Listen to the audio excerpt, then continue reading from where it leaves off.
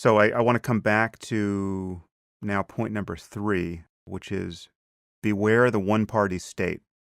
The parties that remade states and suppressed rivals were not omnipotent from the start. They exploited a historic moment to make political life impossible for their opponents. Again, that's something that is a phenomenon that we can inch toward imperceptibly, I would imagine, where it's just the one party acquires more and more power and disallows more and more of the what used to be the legitimate political norms of a multi-party system. How are we functioning with respect to that particular criteria now, in your view? Yeah, I mean, this is part of the confluence of things that came together in 2016. It's related to Mr. Trump, but it's also in a way distinct. So there's a story that Americans tell themselves, which is that we've had democracy for 200 years, right? And therefore we'll just keep having democracy. Whereas really, I mean, we've had democracy for a few decades since the Civil Rights Act. And in the last half of those few decades, we've been drifting away from democracy quite markedly, allowing unlimited money into politics so that in effect, a couple of people with lots of money outside of a state can determine a state's elections is clearly not democratic. Gerrymandering, to take the example of Ohio, where I'm from, where if you're a member, if you vote for one party, your vote basically counts for half of what someone else's vote for the other party counts as. The Electoral College, where a voter from California has so much less weight than a voter from, let's say, Wyoming. And that's leaving aside the voter suppression laws, which are probably going to get worse. My point is that we were drifting away from democracy already.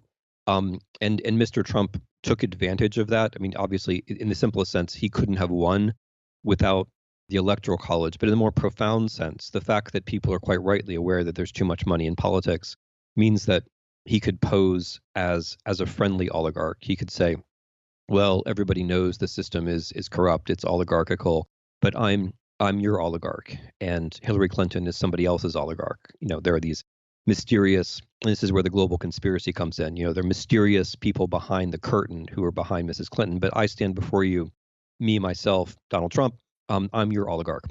And of course, that wasn't true in many senses. I mean, it's not clear that Mr. Trump actually has that much money. It's also not true that there were no oligarchs behind him. There were, they just weren't American citizens. But he couldn't have ridden all of that without the basic problem of there being too much money in politics.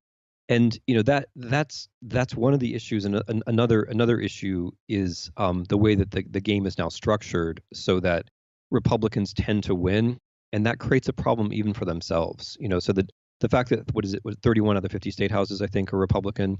The way that gerrymandering has become so surgically precise, it doesn't actually help Republicans in the long run, at least if they want to be a party in a two-party system, because it puts them in a position where they win, like this time, when they don't really have any ideas and they don't really have the policies which could help them. So, I mean, what are their policies now? Let's warm the environment. Let's poison the water. Let's poison the air. Let's take away health insurance from 25 million people. And let's give a lot of money to the rich. Okay. I mean, it's fine if people support those policies. It's just a matter of fact that the majority of American voters don't. So the Republicans find themselves in this position of undeserved success. And then when they look out at 2018, what are they going to think exactly? And this becomes then a danger for democracy. When you have a party that controls all the levers of power, and that party doesn't really have a way of democratically legitimating itself, it starts to become tempting to do other kinds of things to stay in power. And this is, again, not about Republicans or about Democrats. It's about human nature. It's about the need for checks and balances, which the founding fathers quite rightly foresaw. So we're edging into this situation, which I hope we can avoid, and which I hope and trust that many decent-minded, patriotic, constitutionally oriented Republicans will also understand. We're edging towards a moment where one has to be really careful not to slip into a one-party situation. It's because it's not just that it's unhealthy for Democrats. That's not the point. It's also unhealthy for Republicans, and above all, it leads to a situation that's very hard to get out of again. When people just get used to having power without being democratically legitimated, it's very hard to get out from under that again.